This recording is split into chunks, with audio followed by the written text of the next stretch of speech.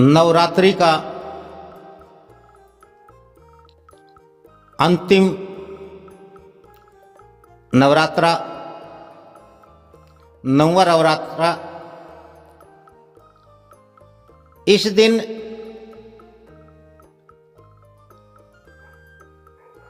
मां सिद्धिदात्री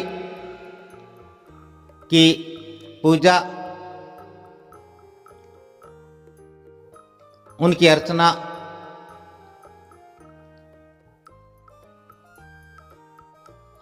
उनकी स्तुति और वंदना का विधान का प्रावधान है। मां सिद्धिदात्री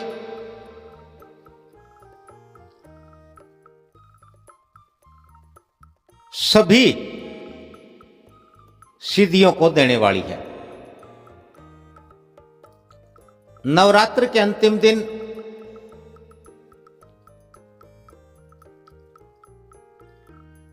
मां सिद्धिदात्री जिसकी उत्पत्ति तमाम देवों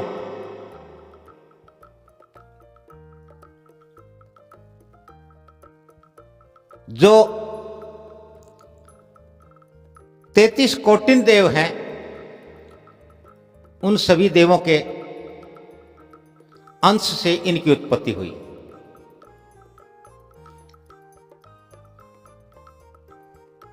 तैतीस कोटिन देवों के अंश के कारण ही इनका नाम मां सिद्धिदात्री हुआ। मां सिद्धिदात्री सभी अष्टसिद्धि और 9 निधियों की दात्री हैं। बताते हैं कि भगवान शिव, उन्होंने मां दुर्गा जो शक्ति स्वरूपा है, जो शक्तिशालिनी है और शक्तिदायिनी है, उनकी लंबे समय तक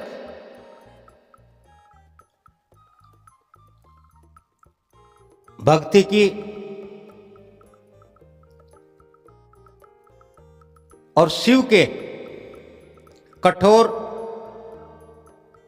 तप, उनके त्याग, तप और संयम के उपरांत दुर्गा ने जब उन्हें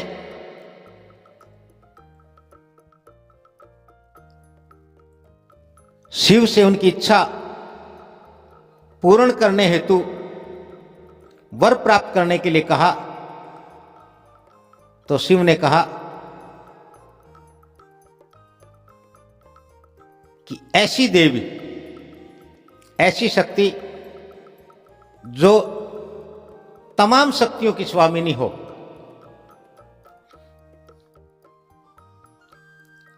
जो तमाम देवन की, देव की दात्री हो, सभी सिद्धि और सभी निधियों की दात्री हो, ऐसी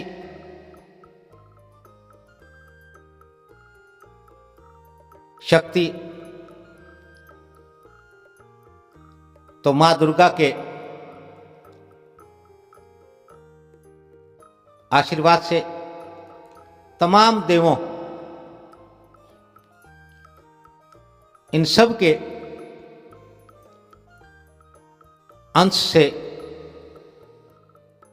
जिसमें पूर्णता हो,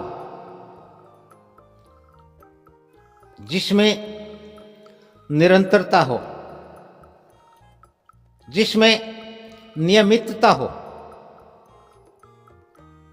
ऐसी शक्ति ऐसी देवी का उदय हुआ, जिन्हें सिद्धिदात्री के रूप में जाना गया। और नवरात्र के अंतिम दिन या 9वें दिन सिद्धिदात्री की पूजा का, उनकी भक्ति का विधान इसलिए भी है कि मनुष्य ने इन 9 दिनों में, या यूं कहें कि बीते 8 दिनों में, अपने सारे विषयों, विकारों को समाप्त कर लिया, उन पर विजय प्राप्त कर ली और अपना शेष जीवन जीने के लिए संपूर्ण प्राणी जगत के कल्याण के लिए, समूचे जीव जगत के हित के लिए, उसके विकास के लिए सिद्धिदायक होना आवश्यक है, सिद्धियां प्राप्त करना आवश्यक है। इसलिए इस 9वें दिन इन तमाम देवों के अंश से, तमाम शक्तियों के समर्थ और सामर्थ्य से विद्यमान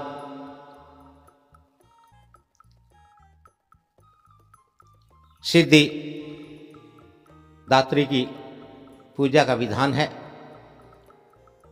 ताकि जीव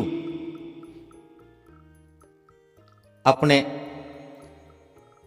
शेष जीवन को, बाकी बचे जीवन को, या यूं कहें कि जिस प्रकार से मनुष्य वर्ध हो चलता है, वर्ध हो जाता है, तो उसके पास अगली पीढ़ियों के भविष्य के लिए, उनके कल्याण के लिए, उनके हित के लिए अनुभव का होना अति आवश्यक होता है, ताकि वह अपने अनुभव के द्वारा घर और परिवार, समाज और संसार का अच्छे से संचालन कर सके, शिक्षा और दीक्षा दे। ठीक इसी प्रकार से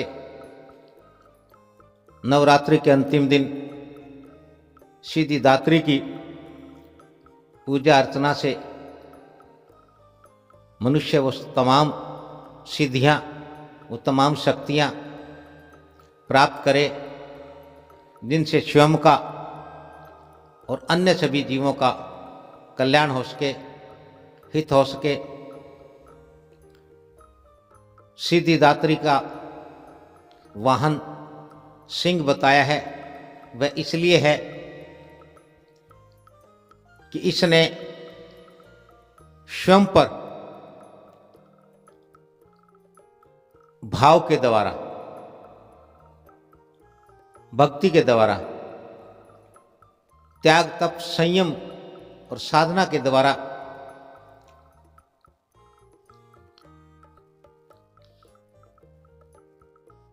अधिकार प्राप्त कर लिया है, स्वयं को वश में कर लिया है।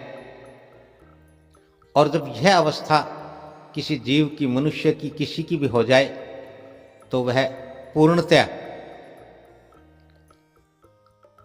अभय हो जाता है, निर्भय हो जाता है। और किसी देवी के द्वारा सिंह की सवारी का अर्थ यही है कि अब उसे किसी प्रकार का भय नहीं है, और अब काल उसे, उसका कुछ नहीं बिगाड़ सकता है। इसलिए इन 8 नवरात्रों को विधि विधान से करते हुए, अंतिम दिन सिद्धिदात्री की पूजा अर्चना करते हुए, उनका अनुष्ठान करते हुए, मनुष्य वो तमाम शक्तियाँ, तमाम सिद्धियाँ, निधियाँ प्राप्त करें, जिससे उसका स्वयं का और इस संसार का सात्विक रूप से, शुद्ध रूप में संचालन हो सके। ये थे नवरात्रों की 9 दिन की कहानी, परंपरा और जीव जगत के कल्याण के लिए, जीव जगत के विकास के लिए आवश्यक। आज इसी सिद्धदात्री की कथा के साथ ही नवरात्र की ये कथा समाप्त होती है। आप सब ने 9 दिन तक बड़े ध्यान से सुना, देखा। आप सबका बहुत बहुत आभार, साभार। आप सबको वो सब प्राप्त हो जिसकी आपको आवश्यकता है, जिसकी आप इच्छा और लालसा रखते हैं। धन्यवाद, आशीर्वाद, साधुवाद।